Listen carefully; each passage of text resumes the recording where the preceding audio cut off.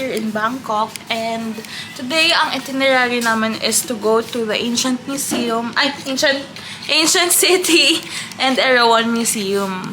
Usually, yung dalawang yun magkasama talagang ginagawa kasi magkalapit lang sila to each other. And so far, yung weather is maganda so far. Pero kung ang Bangkok ay parang Pilipinas, anytime nagbabago yung weather. So, ayan. Ito yung itsura sa labas.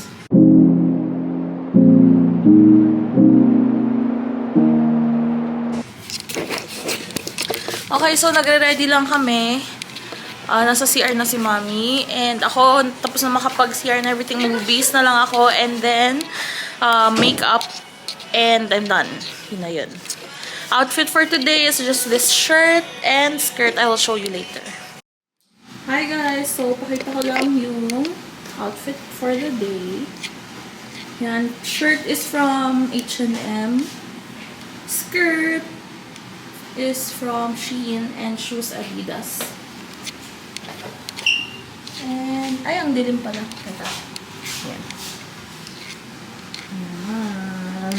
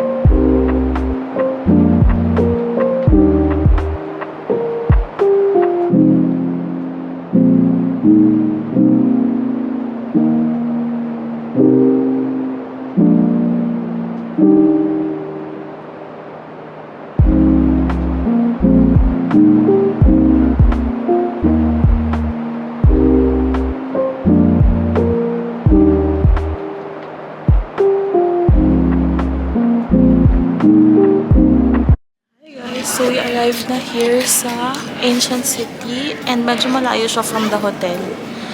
May 30 minutes yun, no? Oo. May mga ganun. Hindi naman super traffic. Holiday daw, so hindi kami nagbayad ng toll fees. Pero expect nyo yun pagka pupunta kayo dito via Grab. Na kayo yung syempre kayo mag-shoulder ng toll fees. Ito si ate. Ano lang siya, claim niya lang yung ticket namin kasi nag-order na kami ng nag-book may via Flip.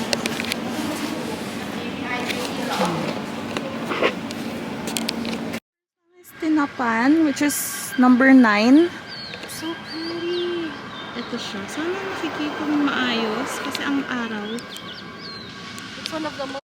Kami ng golf cart, which is 350 baht for the first hour and then 200 baht for the succeeding hours. Syempre, si Mommy ang taga-drive. Ay, sorry. So, picturean daw siya. Ayan. And then, guys, I would recommend na mag-rent kayo ng golf cart or ng tram kung madami kayo kasi hindi nyo kayang lakarin to, promise.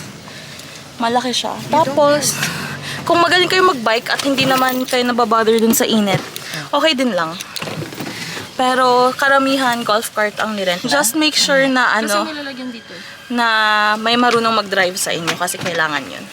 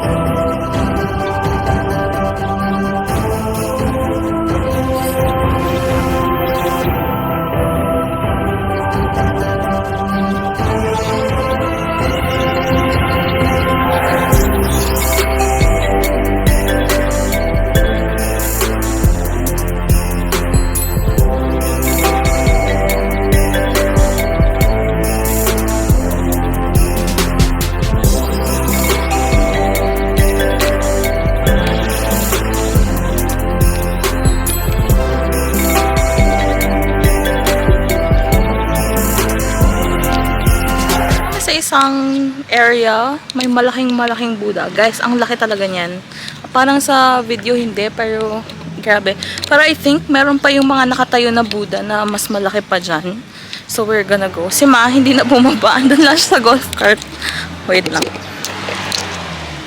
Andun lang siya kasi takot siya sa malalaking structures. Si ate lang ang sumama sa akin.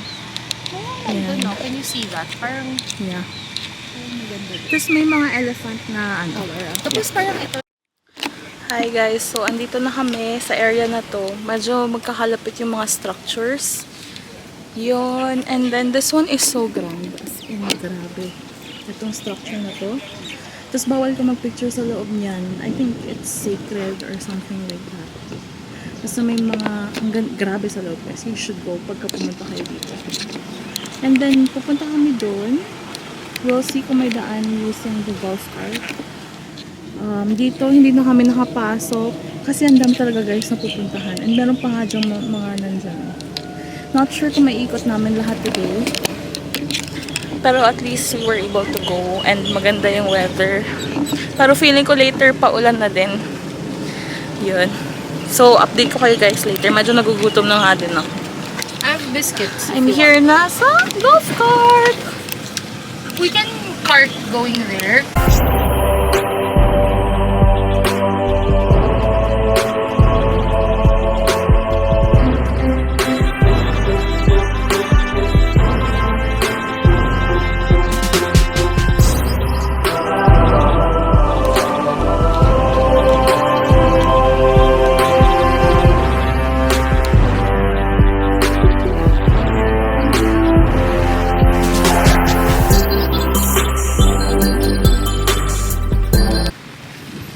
Guys, natatakot ako sa structure na to, pero ilaban natin. Oh my God, ang laki niya.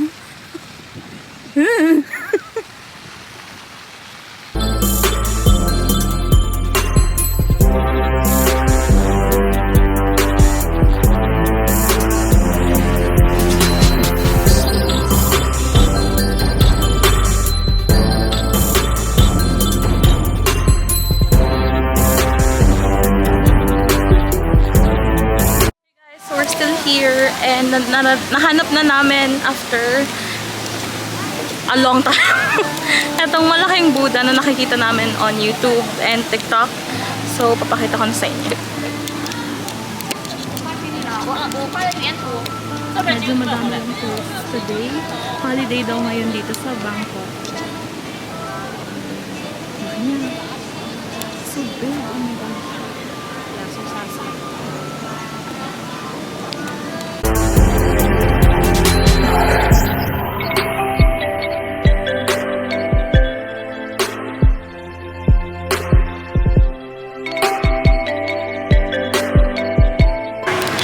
Hi guys! So, andito na kami sa Erawan Museum. Tapos na kami sa Ancient City.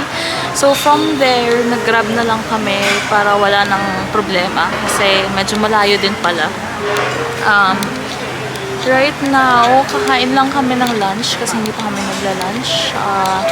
Yan, ang init.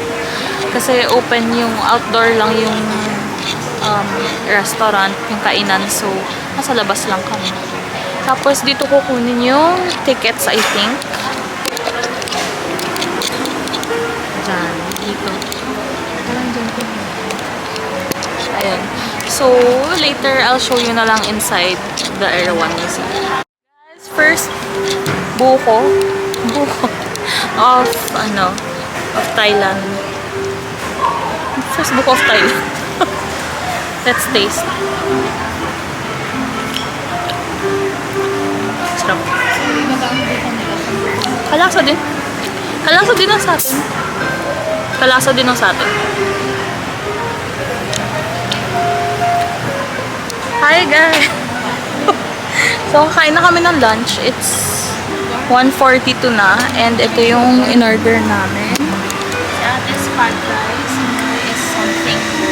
Stir-fried prawn. Stir-fried prawn. And then ako sinigang. Charis, tom yum yan. And then I have buko and of course, rice. We're inside Erawan Museum na. And ito yung point 1.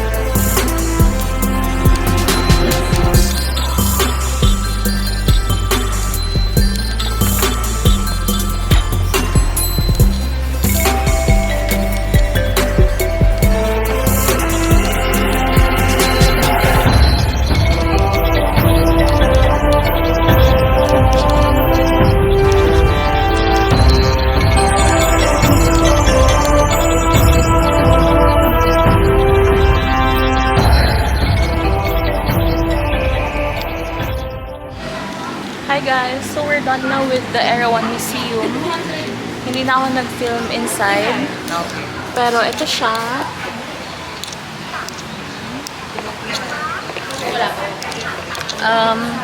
Maliit lang siya sa loob. Maganda yung pagkagawa sa loob, pero maliit lang. And hindi ko alam kung magkano yung entrance fee dito na binayaran namin eh. Pero kung side trip lang siya from the Ancient Museum, okay na din, nadaanan. Pero super grande nitong three-headed elephant talaga. So next, pupunta na kami Siam Paragon.